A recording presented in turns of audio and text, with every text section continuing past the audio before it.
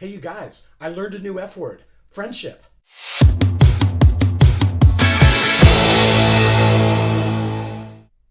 When I was younger, I was the life of the party. I had lots of friends, I got invited everywhere, but as I've gotten older, that's become less and less so. It's a tight, small group of friends, and I'm not on every guest list. I've fallen off quite a few actually, and that's okay because with that comes the beauty of invisibility. I could sneak around and observe more now. This is exactly how I felt coming to Friendship, which is the directorial debut of Andrew DeYoung. He has directed some of my favorite absurdist television comedies, such as Our Flag Means Death, Pen 15, and especially I Love That For You with Vanessa Bayer. Gosh, I wish that one would come back. That was so good, so crazy and cringy and funny.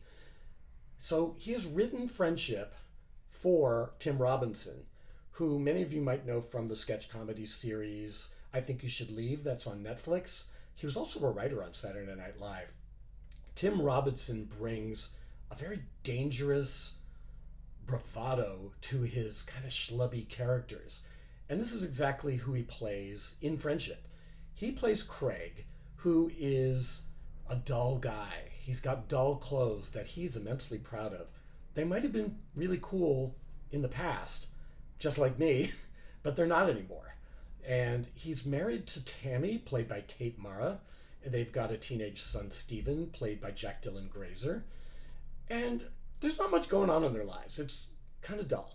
But then one day, on his stoop, Craig notices a package, and it's addressed to a house down the street. So he just walks it over, and he meets Austin, played by Paul Rudd. Austin is the opposite. He's the life of the party. He's the popular guy. He's a television meteorologist. He plays in a band, and Craig just is smitten. He instantly just falls in love with Austin. He wants to be around him all the time. He buys a set of drums so that he can also be in the band. And then one night, Austin invites Craig over to a party at his house, and kind of like me, he says something inappropriate. It stops the party cold, and Craig is no longer the cool guy. He's no longer on the list. And yet, he will do anything to get back in with Austin and his gang. And it becomes a little dangerous, a little scary. The film is shot like a horror film. It's dark and brooding, and where the comedy beats are could easily be murders. It's so cinematic and interesting, and it keeps you guessing. You never really know what's going to happen from one moment to the next. And that kind of unpredictability just made me laugh and smile the whole time. It is very uncomfortable to sit through, and yet you feel for Craig somehow, even though he's kind of a raging narcissist. He doesn't really pay attention to other people. He thinks he can win them over with his old tricks, but those old tricks have come and gone. And now he just seems really foolish, very uncomfortable to be around, and yet there's a heart there somewhere maybe. And this movie is in search of that in a way without ever getting mushy about it. It has a razor sharp edge to it that I really enjoyed. This cast is terrific.